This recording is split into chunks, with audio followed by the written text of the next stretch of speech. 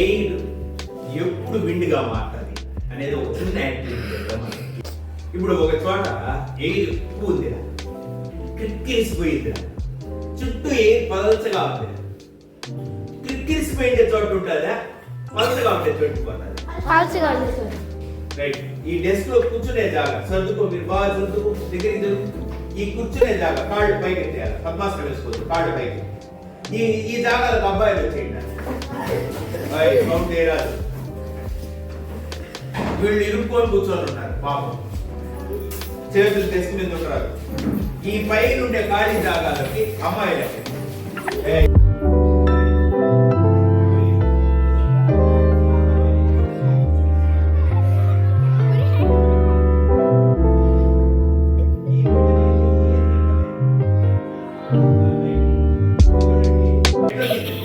ఒకే desk లో ఉన్నారు కదా.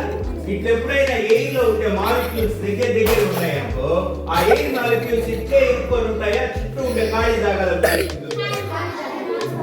మీరే ఎయిర్ మాలిక్యూల్స్, మీరంతా ఒక చోట గుంపుగా ఉన్నారు. మన క్లాస్ రూమ్ లో మిగిలిన డెస్క్లన్నీ ఖాళీగా ఉన్నాయి, మీరు ఇట్లే ఇరుక్కొని ఉంటారా, స్ప్రెడ్ అయిపోతారా? స్ప్రెడ్ అయ్యేటప్పుడు ఒకే స్పేర్ లో నుంచి వచ్చినప్పుడు ఒక లైన్ లాగానే వస్తారా, అన్ని వైపు ఏ పక్క ఖాళీ ఎక్కుంటే ఆ పక్కకి వెళ్ళిపోతారు కదా, మరి వెళ్ళిపోండి.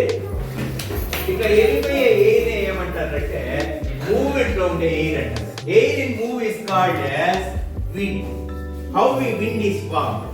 The air where it is more dense from that place it moves into the less density place, or in the place where the air is less. At that time air shows the movement. That movement we feel that air is present around us. That moving air is called as wind. కదులుతా ఉండే గాలిని ఏమంటారు? పవనము, wind అనేది అంటారు. మనము wind wave first లో తయారు చేసాం, ఆ పరికరాన్ని దీన్ని చూపించడానికి తయారు చేసాం. సో విండ్స్ ఎట్లా ఫామ్ అయితే అర్థమైంది కదా. ఈ విండ్ ఉపయోగించుకొని అక్కడక్కడ తిరుమల కొండ మీద అక్కడ చూసింటారు, పెద్ద గాలి మరలు ఏర్పాటు చేసింటారు కదా. అవి తిరుగుతా ఉంటే అక్కడ కరెంట్ ప్రొడ్యూస్ అవుతా ఉంటుంది.